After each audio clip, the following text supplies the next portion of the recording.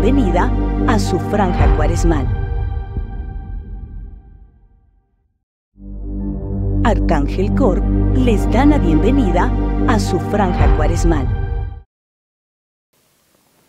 Señores, muy buenas noches, bienvenidos a su programa Caminando con Jesús de los Pobres.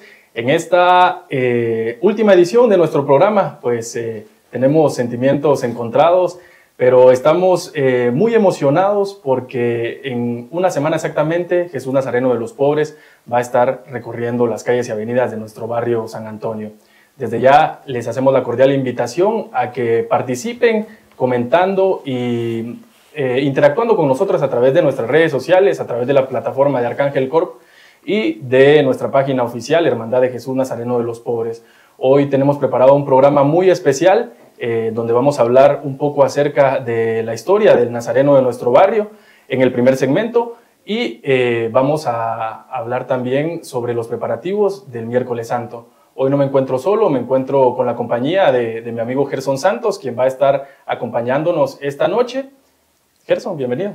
Gracias, André. Buenas noches, muy buenas noches a todas las personas que nos sintonizan. Pues agradecemos su acompañamiento miércoles con miércoles.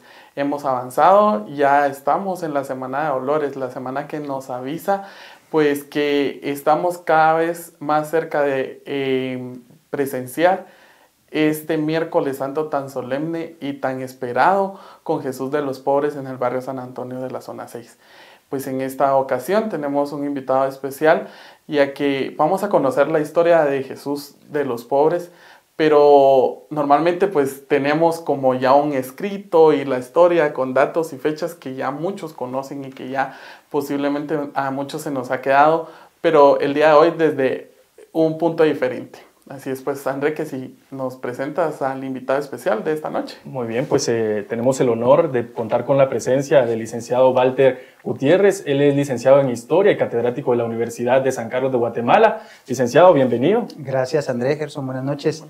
Buenas noches a todos los que siguen este programa a través de Arcángel Corp. Para mí verdaderamente es un gusto poder estar nuevamente en esta cuaresma, pues comentando algunas cuestiones que usted bien lo ha dicho, Gerson. No sabemos los datos, no sabemos las fechas, pero de pronto nos hará falta conectar algunas cositas por ahí, que de alguna manera ese es un poquito el trabajo que hacemos los historiadores, ¿verdad? Nosotros trabajamos evidentemente con tiempo y con espacio, pero más que con tiempo y con espacio nosotros trabajamos con relaciones, es decir, relacionando los datos y los hechos para encontrarle un significado más profundo a las cosas que nos rodean o a los hechos que nos rodean, a las cosas que amamos. Y en este caso, pues no va a ser la excepción, ¿verdad? Porque vamos a hablar de una imagen que es muy querida y que representa mucho para un barrio que es uno de esos puntos importantes, medulares, para entender cómo se va articulando la sociedad en esta nueva Guatemala de la Asunción. Así que muchas gracias por la invitación. Bueno, pues para dar inicio a esta serie de preguntas que tenemos preparado para usted, Lick, ¿usted nos podría comentar cómo da inicio la devoción en los barrios de la periferia de la ciudad? Bueno, tenemos que comprender que cuando decimos barrios de la periferia de la ciudad tendríamos que tener claro que tenemos dos movimientos distintos para que se vayan conformando estos barrios. Que cuando les decimos periferia suena interesante, ¿no? Porque periferia es un término que de pronto conlleva o entraña una idea no tan positiva, no voy a decir negativa, pero no tan positiva del lugar. Pero en este caso tendríamos que entender que yo le diría más bien el cinturón que va rodeando al casco histórico de la Nueva Guatemala de la Asunción se forma con dos vertientes interesantes. Una, las personas que están siendo desplazadas del centro histórico por cuestiones de, diríamos, crecimiento que se da especialmente en el siglo XIX. Y segundo, por las personas que están migrando del interior del país, que vienen a esos cinturones o estos anillos que se van formando alrededor del casco histórico.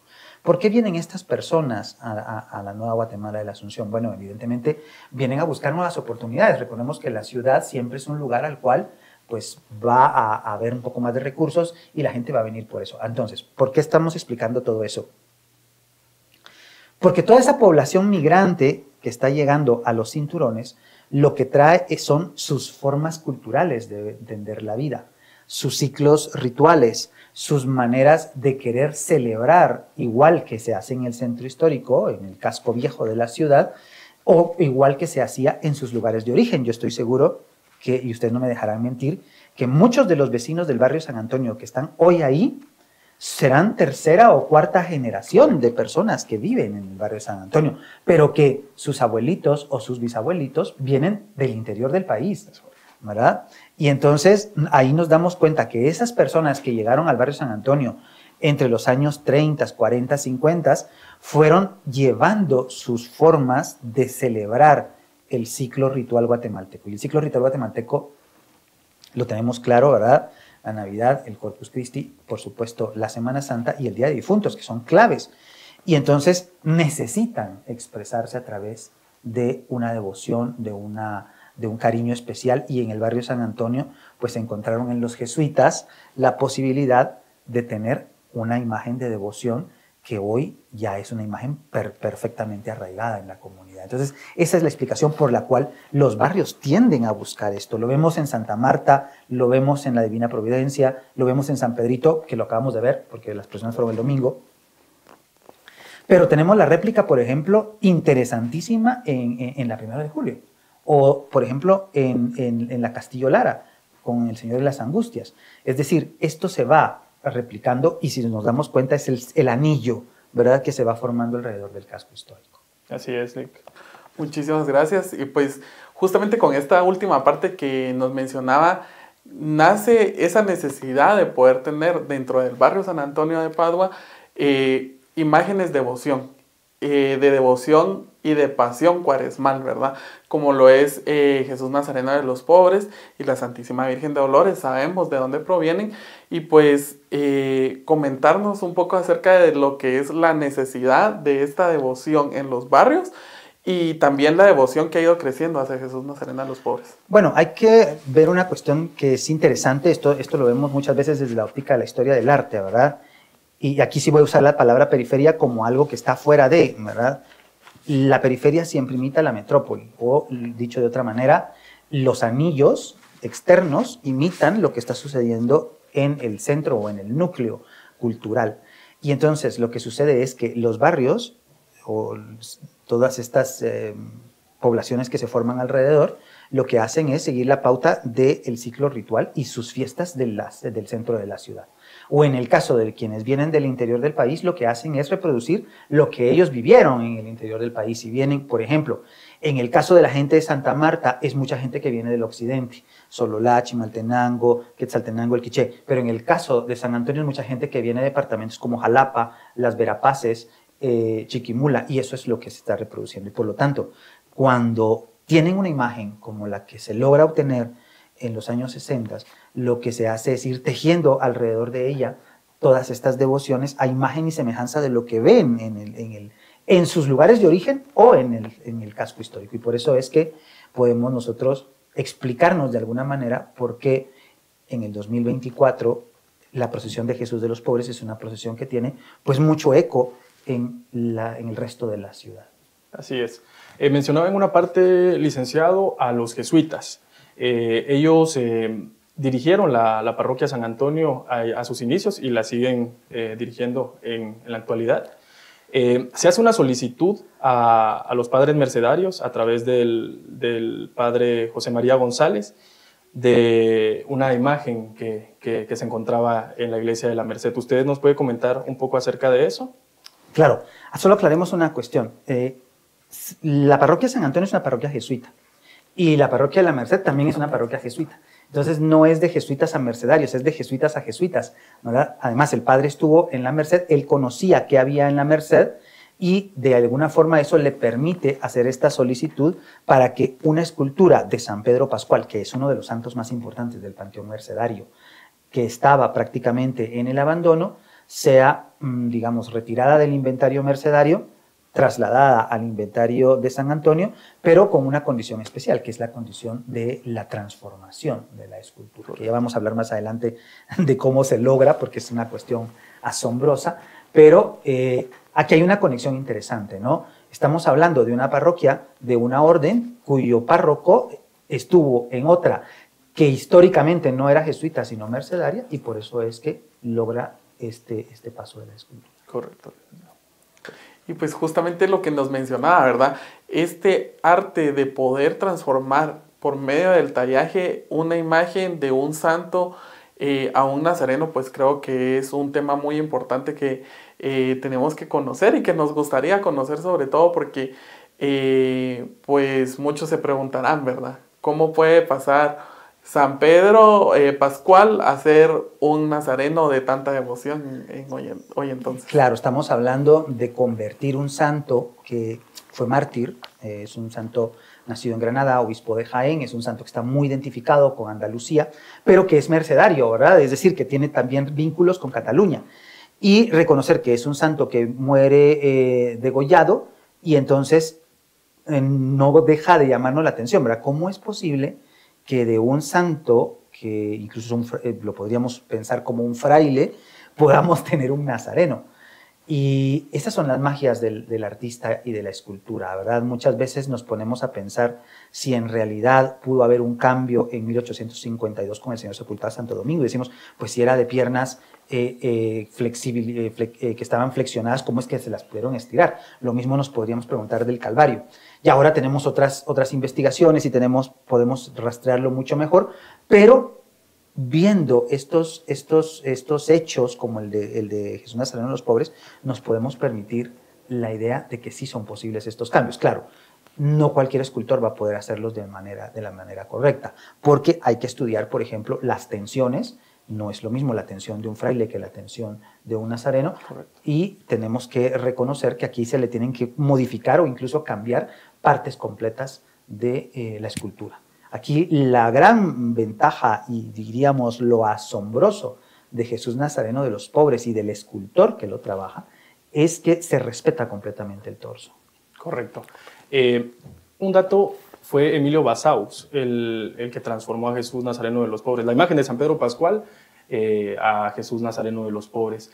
Licenciado, ¿se conocen imágenes que hayan sido santos o que hayan sido venerados con otra vocación y que en la actualidad sean venerados con otra? Yo no tengo en la memoria en este momento alguno, pero no es de extrañar. Por ahí tengo yo idea, que no voy a decir el nombre exactamente porque no quieren que se maneje así, pero sí he visto, por ejemplo, un San José que es transformado en un nazareno, ¿verdad? O sea, no es un caso aislado, Y entonces aquí tendríamos que tener una cuestión muy puntual e importante, ¿no? Si la comunidad lo que necesita es expresar su devoción a la pasión de Cristo y lo que dispone es de una imagen que no está destinada para eso, pero que es posible modificar, lo va a hacer. Se trata de adecuar a las necesidades, ¿podríamos hablarle? Sí, efectivamente, lo que tenemos ahí es justamente eso, ¿verdad? Si la necesidad espiritual es conmemorar la pasión, y yo solo tengo me han obsequiado una escultura, que ojo, porque cualquiera ahorita podría decir, bueno, pero es que dañaron el patrimonio, porque transformaron uno. Pero recordemos una cosa, la escultura ya no tenía vigencia. No, ya estaba abandonada en una bodega, estaba abandonada en una iglesia. Claro, estamos hablando de otros tiempos, los años 60 no son los 2000, ¿verdad? Y la conciencia sobre el patrimonio o sobre la conservación de las esculturas no era la misma que la que existe hoy. Hoy lo veríamos muy difícil y seguramente sería cuestionado. Pero en ese momento era lo que había, estaba la posibilidad y se hizo.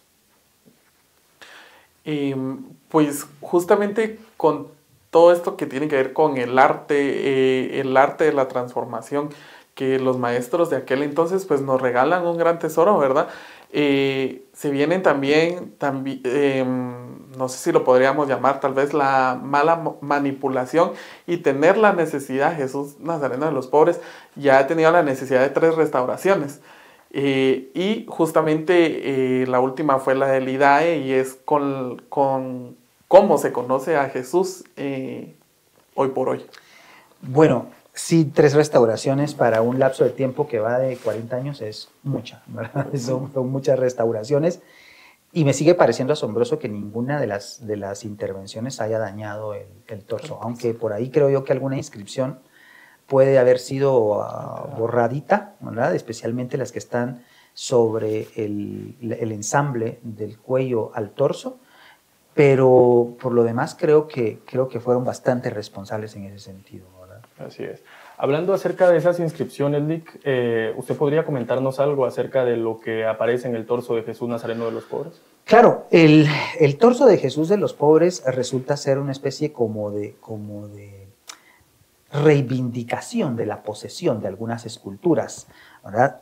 Y entonces vamos a encontrar dentro del torso de Jesús, o más bien dicho, sobre el torso de Jesús, la posesión, es decir, soy de, y está el nombre del fraile que tiene la posibilidad de comprar algunas esculturas, mandar a hacerlas y de tener pues, un registro muy interesante. Ahora, lo que no podríamos explicarnos es por qué Fray Jacinto Sánchez Corleto, que es el fraile que deja escrito todos estos datos, o por lo menos el que pide que los escriban, no podemos decir que los haya escrito, es más, probablemente puede haber sido su papá, y vamos a explicar por qué. ¿Por qué lo deja en San Pedro Pascual y no lo deja en otro? Porque fíjense que ahí aparece San Lorenzo, aparece la cama de difuntos, que la manda a hacer él, aparece una escultura, no tengo claro si puede ser Santa María Cervelló, porque el nombre está un poquito borroso, y lo interesante es que los deja apuntados en el cuerpo de San Pedro Pascual. Ahora, recordemos que San Pedro Pascual es un santo mercedario muy importante, y es una persona que representa, diríamos, lo más avanzado de la teología mercedaria. Y entonces, allí tenemos que enlazar con Fray Jacinto. Muy bien, Lic. Usted mencionaba la figura de Jacinto Sánchez Corleto. ¿Tenemos algún dato histórico de quién fue Jacinto Sánchez Corleto? Claro, Fray Jacinto Sánchez Corleto es un fraile mercedario nacido en Santiago de Guatemala, y aquí viene el dato por el que os decía yo que es probable que su papá pudo haber sido el que escribió, porque cuando Fray Jacinto escribe sobre su hermana, que él tenía, su hermana era mercedaria también, la hermana era mercedaria, Fray Jacinto estaba intentando, ya muerta la hermana, de hacer que su hermana fuera declarada venerable. Correcto. Y cuando escribe eso, él anota que su papá era escultor y pintor. Y entonces aquí nos pueden empezar a hacer como clic las cosas, ¿verdad? ¿Por qué Fray Jacinto deja todo este registro en las esculturas? No tenemos algún indicio si aquí menciona a su padre en el resto de las esculturas, o que se haya perdido. Pero el hecho de que el papá sea pintor y escultor, eso sí nos deja por ahí la entrada a que tal vez por eso él está tan interesado en dejar ese registro en la escultura. ¿Qué más hace Fray Jacinto? Fray Jacinto, fíjense ustedes que aparece varias veces en las actas de capítulo de la Orden de la Merced, que es un acta de capítulo. Un acta de capítulo es el acta que se levanta cuando hay elecciones adentro de una comunidad religiosa. Y en la comunidad mercedaria hay elección de capítulo cada 3 años, hay reunión de capítulo cada 3 años. Y ahí es donde aparece nuestro registro un poquito más certero de Fray Jacinto.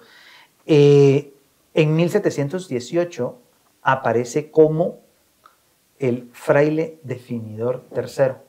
Y este es un punto que me gustaría mencionar, porque la paleografía de lo que está escrito en el cuello de Jesús Nazareno de los Pobres se ha interpretado como fraile doctrinero, padre doctrinero, Fray Jacinto. Así es. Pero yo no lo encuentro como doctrinero, sino como definidor. Entonces podríamos decir que en la inscripción dice padre... Es decir, padre definidor. Fray Jacinto Sánchez Corleto. ¿Qué hace un definidor, Lic? ¿Qué hace un definidor? En los conventos, como en el de la Merced, habían 3 definidores. Los definidores eran los que con el prior resolvían o definían las situaciones más complicadas, ¿verdad? Eso es lo que hace un definidor. ¿Podríamos hablar de un consejero? De un consejero para cuestiones que son muy puntuales, muy complicadas, y entonces Fray Jacinto era el tercero. Y esto es interesante porque es más o menos la temporalidad en la que está escrito el texto, y entonces es interesante que podríamos cambiar ahí de padre doctrinero a padre definidor. Además de eso, Fray Jacinto era lector, quiere decir que era el catedrático de teología y de artes del convento.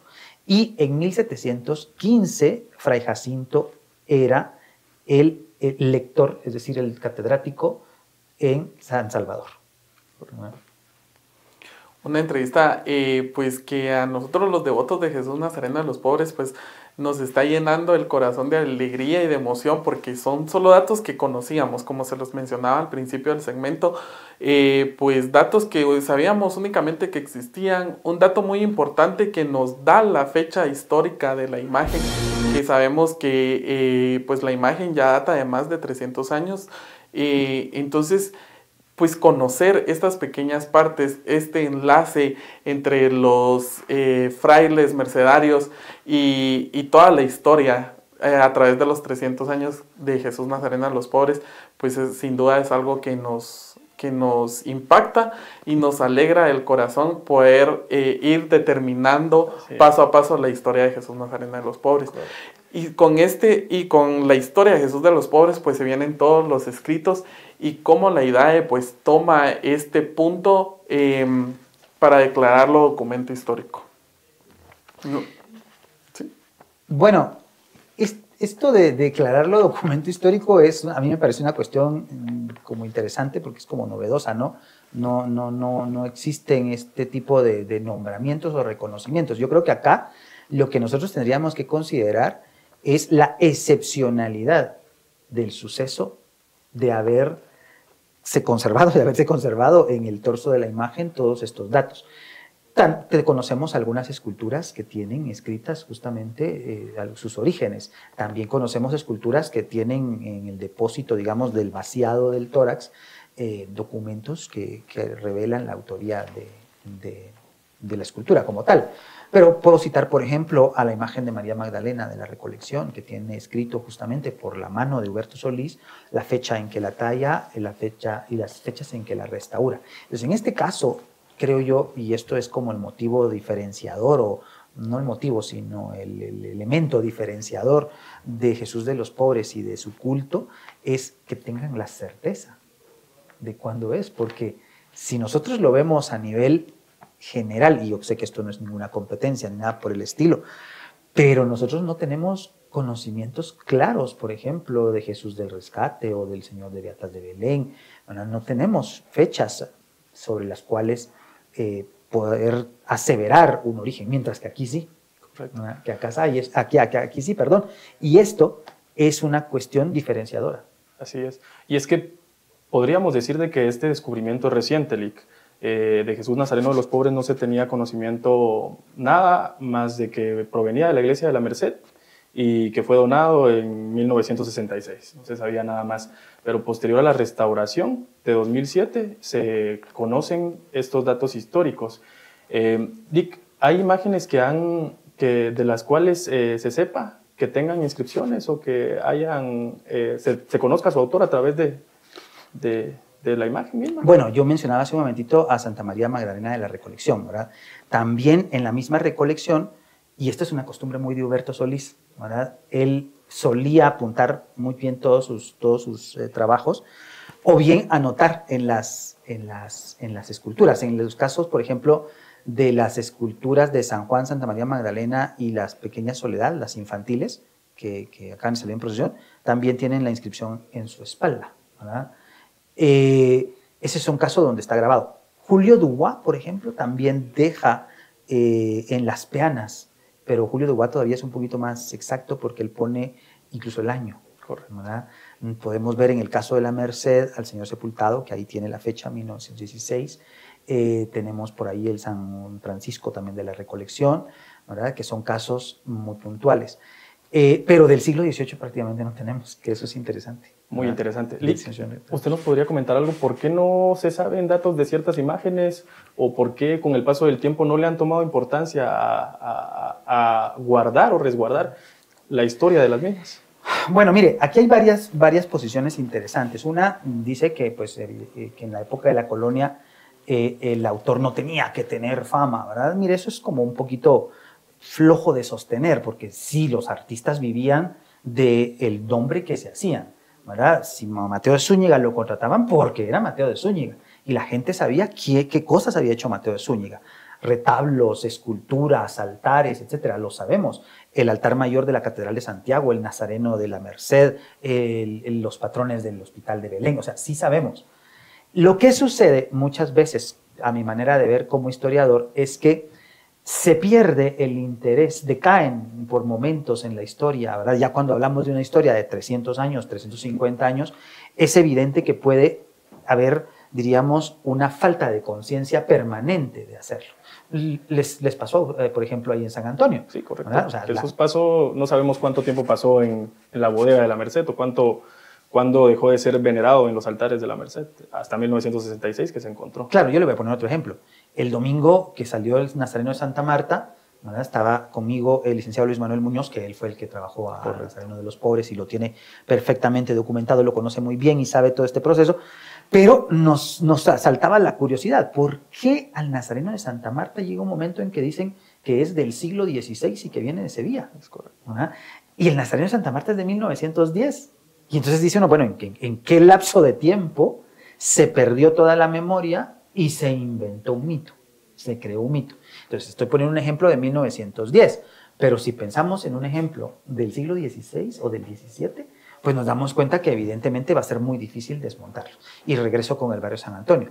El mismo barrio, las mismas personas que estuvieron a cargo del Nazareno, perdieron de vista el dato. Y eso que lo tenían abajo. Sí, desconocemos por qué las anteriores restauraciones, como mencionaba Gerson, pues no tomaron el cuidado de no dañar esos escritos que tenía Jesús de los Pobres, porque en las fotos que aparecen, donde Jesús está en la bodega de la Merced, ahí todavía se ven los escritos de Jesús de los Pobres.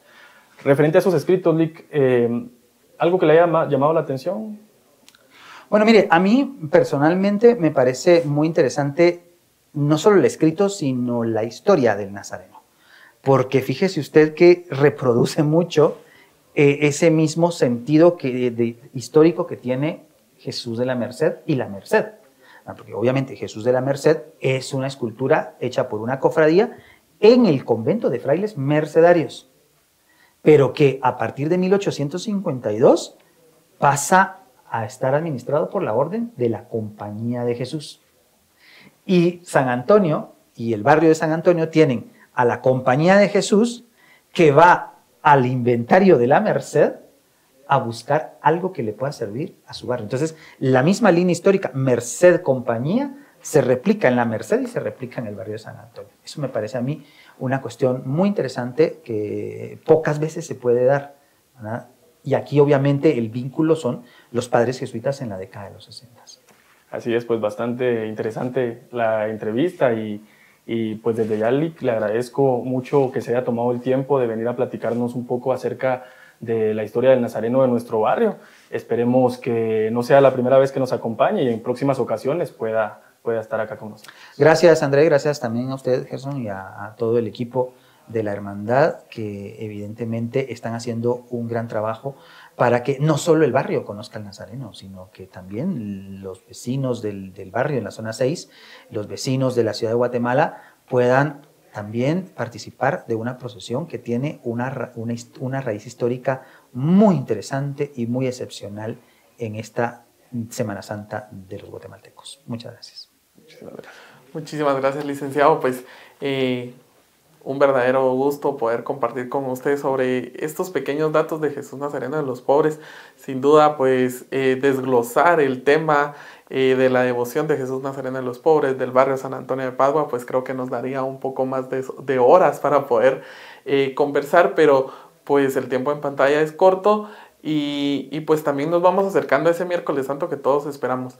Así es pues que los queremos invitar a que nos sigan en sintonía y vean este pequeño corto que Andrés nos ha preparado, ya preparativo para el miércoles santo y esa emoción de poder conocer los detalles de la horda. A medida que se acerca el día grande, los preparativos para la conmemoración del miércoles santo cobran una intensidad palpable. En las bodegas y espacios de la iglesia se respira un aire de actividad frenética, donde la vida se infunde en cada rincón con dedicación y compromiso de aquellos que trabajan para garantizar el éxito del miércoles santo. Pero es la consagrada imagen de Jesús Nazareno de los Pobres la que ocupa un lugar central en este fervoroso proceso de preparación. En torno a su figura sagrada se concentra una devoción profunda y un cuidado meticuloso, reflejo del respeto y la veneración que inspira en la comunidad. Cada gesto, cada movimiento, cada detalle relacionado con su venerable presencia se convierte en un motivo de especial atención y dedicación por parte de aquellos encargados de su custodia y preparación para su solemne recorrido. El miércoles santo, marcado por el recorrido solemne del Nazareno de los Pobres, se aproxima con una importancia que no pasa desapercibida. En esta jornada de profunda relevancia espiritual, se observa una movilización sin igual de individuos y recursos, todos ellos orientados hacia un fin en común: engrandecer el culto en torno a esta emblemática figura. El trabajo colaborativo de muchas manos se convierte en el motor que impulsa este proceso, donde cada detalle relacionado con Jesús de los Pobres es cuidadosamente considerado y ejecutado con cuidado. La labor conjunta de la comunidad y de los devotos voluntarios se enfoca en asegurar que la presencia del Nazareno trascienda las paredes de la iglesia y llegue a cada hogar, llevando consigo la esencia y la profundidad de la celebración.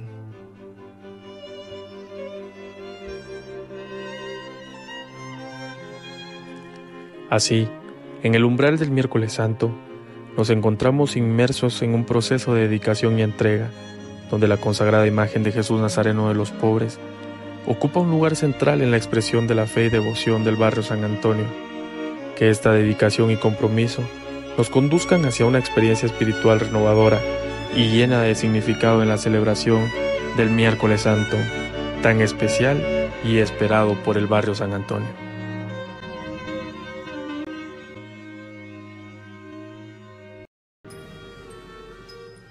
Estamos a una semana de vivir un miércoles santo más caminando con Jesús de los Pobres. Acompáñennos a conocer el significado y alegoría de las andas que portarán a la consagrada imagen de Jesús Nazareno de los Pobres y la Santísima Virgen de Dolores este miércoles santo 27 de marzo del 2024. La alegoría de las andas que portarán a la consagrada imagen de Jesús Nazareno de los Pobres este miércoles santo 27 de marzo está tomado del Salmo 23. Aunque ande en valle de sombra, de muerte, no temeré mal alguno, porque tú estarás conmigo, tu vara, tu cayado, me infundirán aliento. Vamos a apreciar en las andas de Jesús Nazareno de los Pobres, al frente un rótulo, donde enmarca esta parábola del Salmo 23. Seguidamente vamos a ver entre espinas y unas ramas, en una posición de perdición, una oveja que representa a la humanidad, que en las últimas décadas hemos visto cómo poco a poco se ha ido olvidando de Dios, de Jesús, de las bases fundamentales de la fe, y que poco a poco se está yendo por un carril que no le compete a la humanidad. Seguidamente veremos a una imagen que también representa a la humanidad, que está en pos de la imagen de Jesús de los Pobres, venerándolo, pidiéndole el auxilio y la ayuda dentro de este camino tenebroso de muerte y sufrimiento. Al centro veremos a la consagrada imagen de Jesús Nazareno de los Pobres, revestida con túnica morada, muy propio de la época, como un acto de penitencia que nos invita a vivir en esta Cuaresma y esta Semana Santa. Él irá en una nube blanca resplandeciente, flanqueado por querubines, que son aquellos seres que también nos acompañan y son esa luz en nuestras vidas. Seguidamente, en la parte posterior de la anda, veremos otra imagen que está postrada ante una roca de un sacrificio. En esta roca del sacrificio veremos una nube de la cual emerge el pan y el vino, propios donde Jesús está siempre con nosotros día y noche, y hoy por hoy Él nos espera. Nos hace la invitación a que le acompañemos en las Santas Eucaristías, porque ese es el momento en que nosotros podemos convivir con Jesús vivo, que Él ha dado su vida en esta Cuaresma, en esta Semana Santa, que nos da la reflexión para que vivamos juntos con Él la resurrección por medio de esta Santa Eucaristía. Ese remate se ve reflejado pues con trigo y uvas propios de la armoniosa, santa y sagrada Eucaristía, que nos invita a estar como hermanos en la fe con Cristo Jesús. El anda de la Santísima Virgen nos presenta hoy una de las letanías del Santísimo Rosario, Consuelo de los Afligidos. Al frente se ve un camino pedregoso y las imágenes de María Magdalena y San Juan, que representan al pueblo sufriente de nuestra querida Guatemala y del mundo entero. Al centro se aprecia la venerada imagen de la Santísima Virgen del Dolores sobre una nube, consolando a los que le piden su auxilio. Atrás se puede apreciar un altar recordándonos los altares de sacrificio que hacían en el Antiguo Testamento. Sobre la piedra vemos una nube que lleva el corazón de los 7 dolores de María Santísima, que representa a todas las madres que sufren en su corazón por algún hijo que se sumerge en las drogas, por un hijo ladrón, por un hijo que está preso, por algún hijo que sufre enfermedad, algún hijo desaparecido que aún no lo encuentran. Y pues también se puede apreciar el Santísimo Rosario, que es el consuelo que nos une a la Santísima Virgen y con nuestro Señor Jesucristo.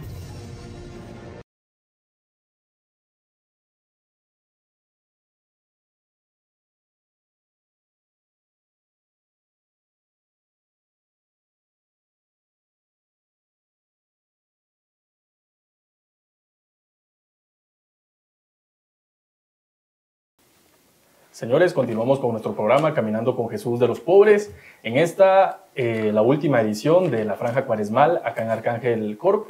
Pues como lo decía al principio, estamos muy emocionados, pues ya el Nazareno de los Pobres está próximo a salir en su cortejo procesional de Miércoles Santo. Y tenemos información importante para que ustedes puedan acompañarnos este Miércoles Santo a partir de las 4 de la tarde en el cortejo procesional, pero para darnos los puntos de referencia está Felipe. Buenas noches a cada uno de ustedes y esencialmente, como decís Andrés, poco a poco nos vamos encaminando a ese Miércoles Santo tan esperado para todos los devotos de Jesús Nazareno de los Pobres. La salida para este cortejo procesional este año está prevista a las 16 horas, como bien comentabas Andrés.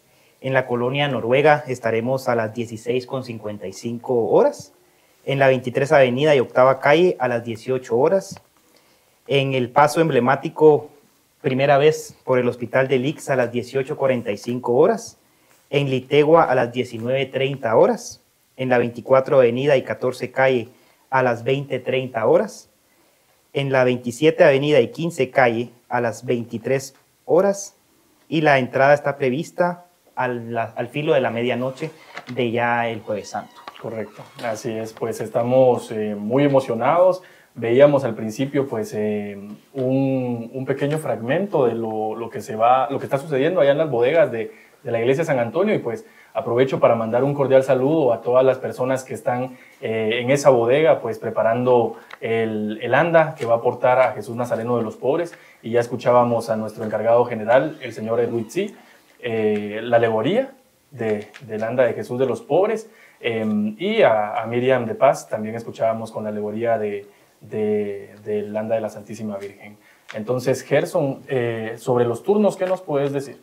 Sí, muchísimas gracias, André. Y pues primero quería recalcar este reconocimiento a la Comisión de Adorno.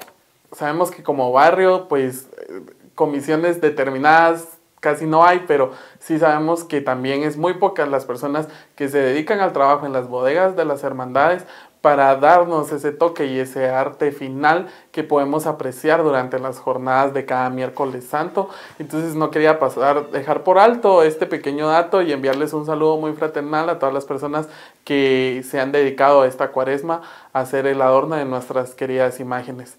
Y pues como ya lo mencionaba Felipe y André, los puntos de referencia ya los podemos escuchar cosas nuevas, como por ejemplo que ahora sale a las 4, ya no a las 6, como en los últimos años lo ha venido haciendo, y que va a crecer un poco más y va a llegar hasta el Hospital Juan José Arevalo Bermejo, el Ix de la zona 6 como normalmente se le conoce, y pues para eso necesitamos de su ayuda, ¿verdad? La procesión va evolucionando y pues necesitamos que ustedes nos apoyen en la compra de turnos.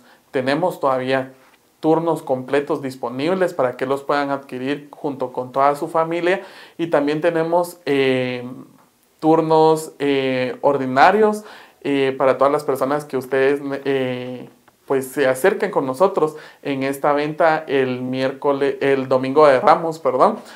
Aún tenemos disponibles, vamos a estar por ahí, así es pues que les hacemos la invitación para que se acerquen con nosotros este domingo de Ramos. Este domingo de Ramos va a estar muy cargado. Por la mañana pues tenemos la procesión de Ramos. Luego vamos a seguir con la venta de turnos. Y también va a haber una pequeña velación de Jesús Nazareno de los Pobres y la Santísima Virgen de Dolores. Y al finalizar, pues finalizamos con la Santa Eucaristía y posterior de eso, pues tenemos la rifa cuaresmal. Un dato muy importante, esto también nos ayuda bastante a sufragar los gastos de este miércoles santo. La rifa cuaresmal. Y se va a estar realizando después de la Eucaristía de las 6 de la tarde. Esto quiere decir que vamos a dar inicio con el sorteo y todo aproximadamente a las 7:15 de la noche. Así es pues que los esperamos para que se acerquen con nosotros en nuestras redes. Hay números de teléfono disponibles para que ustedes puedan reservar, puedan contactarse con nosotros y nosotros pues con mucho gusto estaremos al tanto y disponibles para que ustedes puedan adquirir su turno de la mejor manera posible. Correcto. Bueno, pues hacías referencia de que todavía tenemos turnos disponibles, pues este es un llamado a los vecinos del barrio San Antonio a que nos ayuden a poder sacar adelante esta procesión que con mucho trabajo y con mucho esfuerzo, pues muchas veces no se aprecia o no se logra ver el trabajo que hay detrás de un cortejo de esta magnitud. Se conllevan gastos de banda, gastos de adorno, las túnicas de Jesús, personas que nos apoyan con los elementos en la procesión.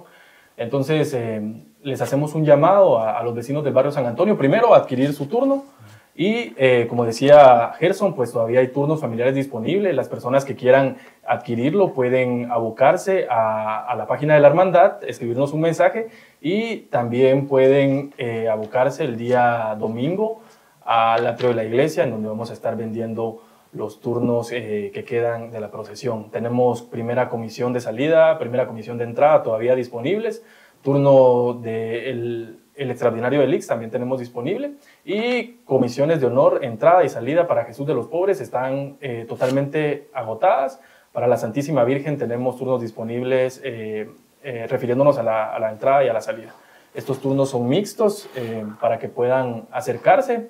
Y pues eso en relación a los turnos. Respecto a la procesión, pues desde ya esperemos que los vecinos puedan recibir al Nazareno de los Pobres como se merece, ¿verdad? Como lo han hecho todos los años, pues con las tradicionales alfombras y adornando el frente de sus hogares. Entonces la invitación ya está hecha.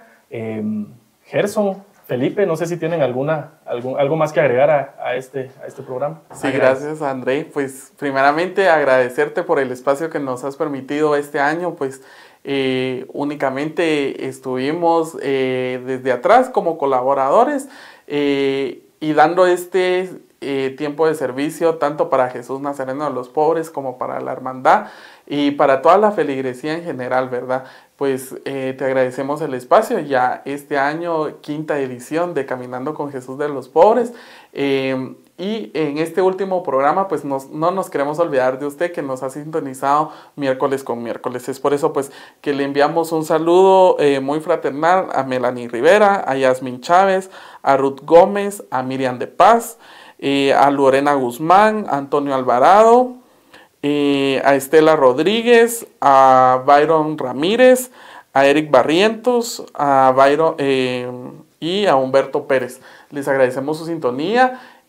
Muchísimas gracias por acompañarnos. Los esperamos el miércoles santo en este solemne cortejo procesional de Jesús Nazareno de los Pobres y su Santísima Madre, la Virgen de Dolores. No nos queda más que agradecerle al Señor, al Creador, por permitirnos llegar a una cuaresma más, que ya poco a poco se acaba y que nos antecede esta Semana Santa y para nosotros muy especial el próximo miércoles santo. Gracias André por el espacio, por permitirnos estar nuevamente acá, como decía Gerson, en una edición más.